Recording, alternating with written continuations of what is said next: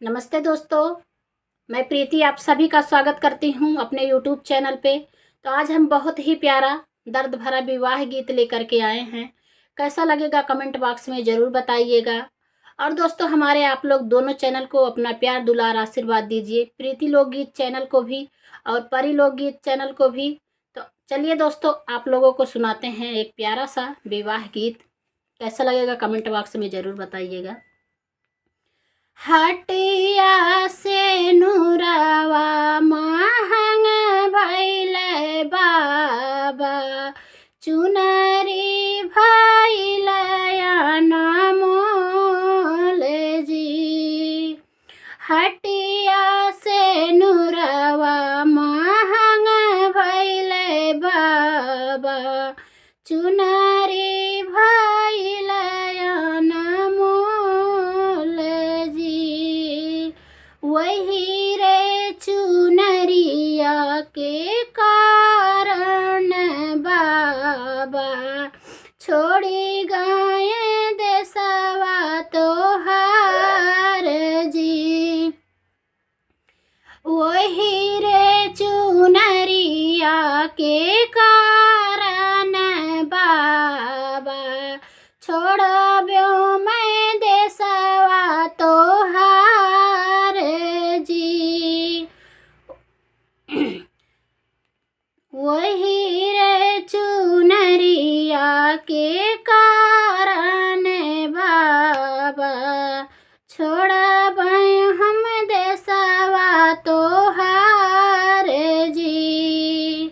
बाबा ने ही दिना है सा नौ माल सोनावा, भैया जी लहर पटो है जी। बाबा जी ने दिना है नौ माल सोनावा, भैया जी लहर पटो है जी। भैया ने दीना है हासिल घोड़ावा, भाभी ने अपन सुहाग जी। भैया ने दीना है हासिल घोड़ावा, भाभी ने अपन सुहाग जी। बाबा के सोनावा में 9 दिन खाबें, बाबा के ही सोनावा में 9 दिन खाबें। फटी जई है लहर पटो है जी। बाबा के ही सोनावा हम 9 दिन खाबें। फटी जई है लहर पटो है जी। भैया के घोड़ावा से नगर हम घुमाबें, भाभी के अमर सोहाग जी। भैया के घोड़ावा से नगर हम घुमाबें, भाभी के अमर सोहाग जी।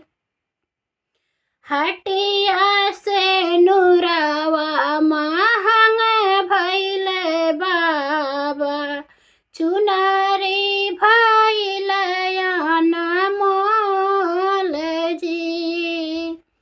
हटिया से नुरावा महंग भैले बाबा, चुनरी भैले अनमोल जी। तो दोस्तों हमारा ये गाना आप सभी को कैसा लगा कमेंट बॉक्स में ज़रूर बताइएगा। मिलते हैं एक अच्छे से गाने के साथ, तब तक के लिए जय माता दी दोस्तों, राधे राधे। आप सब अपना ख्याल रखिएगा और कमेंट बॉक्स में अपना सुझाव ज़रूर दीजिएगा दोस्तों कि हमारा गाना आप सभी को कैसा लगता है।